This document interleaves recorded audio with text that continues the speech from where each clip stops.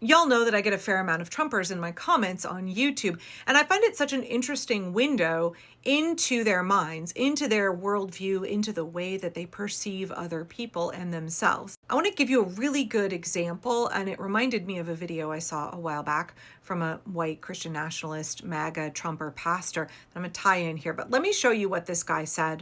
If you're not a YouTube creator, when you see people leave comments on your videos, you can click on their comment and it will show you all of the comments that they've left on your channel across various videos. So it's very easy to go back and see what has this person been saying. I often get, 5, 10,000 comments a day. And so I see a very small portion of them. I read through a very small portion of them. So sometimes when I stumble upon a comment, it will be the first time I have seen that person engage with my videos, but when I click on their name, they've left like dozens of comments. So that's kind of what happened with this guy. Let me show you the first comment. So Jonathan left this comment, "Let's go Daddy Trump." Obviously, after I threw up in my mouth a little bit, I was like, okay, let's click and go see what else he said on my channel. Before you say that's a bot, that's a bot. No, it wasn't. That account was formed like 12 years ago. So I will frequently get bot comments as well, but they're all formed in the last 2 years, often weeks ago. It's pretty easy to tell what's a bot, especially because they will leave dozens of comments that are all very similar across a bunch of my videos. Interestingly enough, a lot of them on videos where I talk about voting will leave comments about how the Green Party is the only viable party, that Democrats are all corrupt, and we should only vote for Jill Stein. The wording's always like a little weird. It's obviously bots. Anyway, back to Jonathan here. Real person, has had a YouTube account for more than a decade. So I find Trumpers' tendency to, I understand they're in a cult. I understand that they have made a golden calf out of Donald Trump. I understand they worship and adore him. But the way they call him Daddy Trump, y'all, it's so gross. There's an awful lot of men on social media who are desperate to be Donald Trump's girlfriend. And we could play armchair psychiatrist on that all day long, but I clicked on Jonathan's other comments, and this one stood out to me. "So tell me why ice cream is allowed on food stamps as a necessity for a, quote, starving family." To me, that comment so perfectly encapsulates the mindset of MAGA, especially MAGA Christians. That desire to see other people suffer, the desire to blame others for their poverty, rather than acknowledging that systemic poverty exists and that when people are struggling, it's often due to generational poverty. It's often due to factors outside of their control. It's due to a predatory capitalist society. It's due to exploitation by the oligarchy. But instead, they've really embraced this bootstraps, individualistic mindset that if you are struggling, it must be a moral failing. It must be your own fault.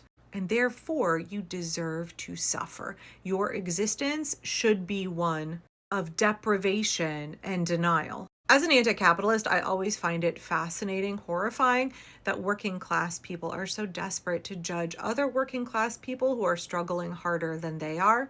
It's truly awful how effective the super rich have been at getting working class people to turn on each other instead of understanding that the only war is the class where there is the working class and then there is the super rich. That's it.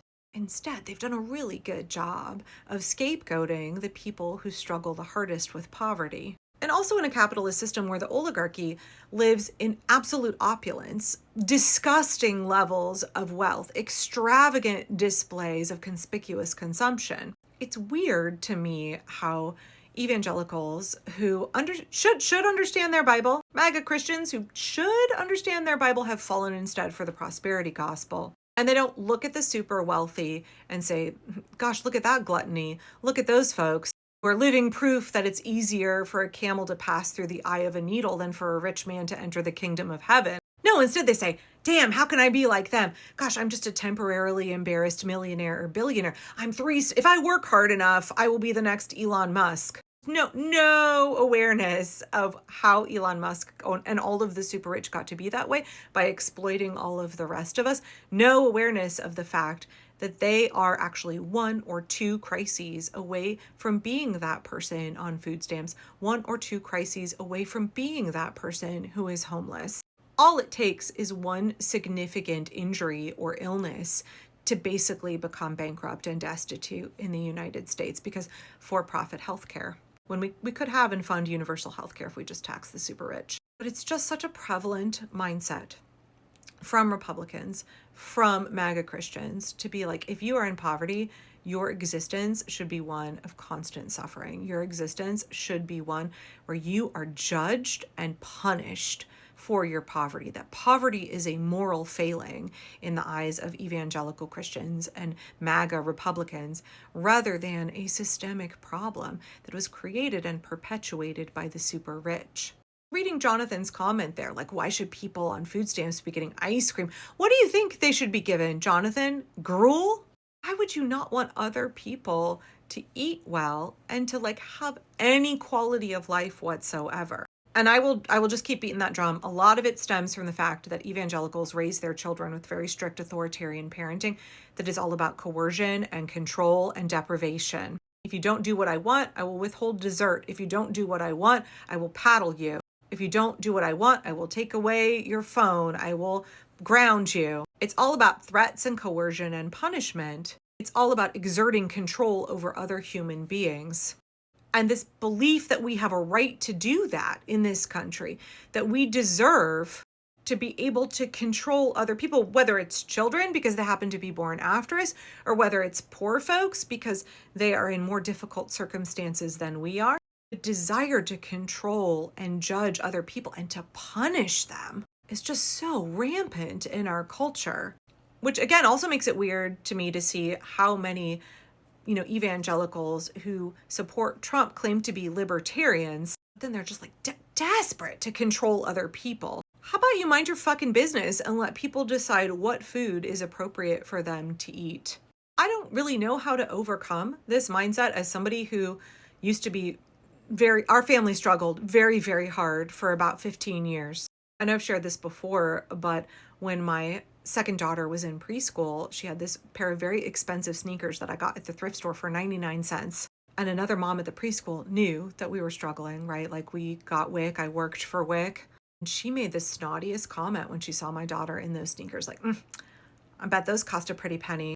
And I was like, girlfriend, I got them at the thrift store for 99 cents. But just that presumption, if you're poor, it must be because you are wasting money somewhere. You are not responsible with your resources. You deserve to struggle. You don't deserve to have nice things. It's like when people are always upset when homeless folks have a cell phone or like anything even remotely nice.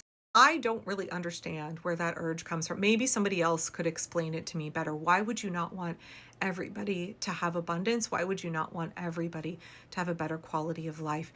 When you look at somebody who's struggling harder than you do, why would you not have empathy for their situation? Why would you not look up at the folks who are exploiting all of us and say, gosh, we have more than enough resources to go around in this country.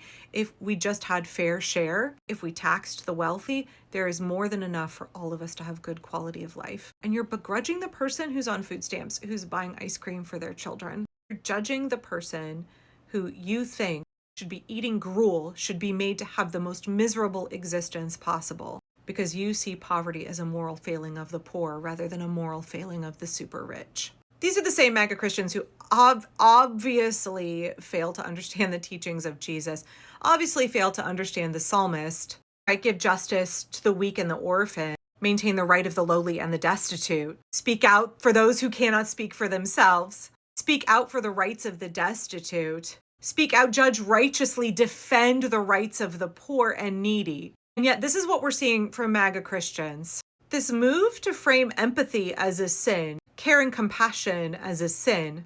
Empathy almost needs to be struck from the Christian vocabulary. It does. Empathy is dangerous. Empathy is toxic. Empathy will align you with hell. This is a wild take from a church that claims to follow Jesus. I mean, we know a lot of white evangelical pastors are grifters. They're wannabe cult leaders themselves. The God of Christianity is full of empathy. That is why Jesus willingly took on the suffering and sin of others.